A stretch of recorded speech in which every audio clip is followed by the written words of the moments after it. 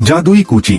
एक छोटे से गांव में लिली नाम की एक जिज्ञासु लड़की रहती थी, जिसे पेंटिंग करना बहुत पसंद था। वह घंटों तक कागज पर रंगीन दुनिया रचती रहती। एक बारिश वाली दोपहर, जब वह अपनी दादी के अटारी में खोजबीन कर रही थी, तो उसे रेशमी कपड़े में लिपटी एक पुरानी कूची मिली। उस पर एक छोटी सी चिट्ठी लगी थी, जिसमें लिखा था, दिल से पेंट करो और यह जीवंत हो उठेगी। उत्साहित होकर लिली अपने कमरे में भागी और तुरंत एक सुनहरी धूप और इंद्रधनुष की पेंटिंग बनाई। उसकी आंखें आश्चर्य से फैल गईं जब धूप चमक उठी और इंद्रधनुष हवा में झिलमिलाने लगा। कूची के जादुई होने का एहसास होते ही लिली ने फूलों और तितलियों से भरा एक बगीचा बनाया और वे सभी कमरे में उड़ने लगे। अगले दिन लिली ने अपने पड़ोसी टॉमी को उदास बैठा देखा। उसकी पतंग फट गई थी और वह खेल नहीं पा रहा था। लिली मुस्कुराई और अपनी जादुई कूची से एक नई रंग बिरंगी पतंग बनाई। जैसे ही उसने पेंटिंग पूरी की, पतंग कागज से निकलकर हवा में उड़ गई और सीधे टॉमी के हाथों में जा पहुंची। टॉमी की आंखें खुशी से चमक उठीं और उसने कहा, धन्यवाद लिली। धीरे धीरे लिली की जादुई पेंटिंग्स की खबर पूरे गाँव में फैल गयी।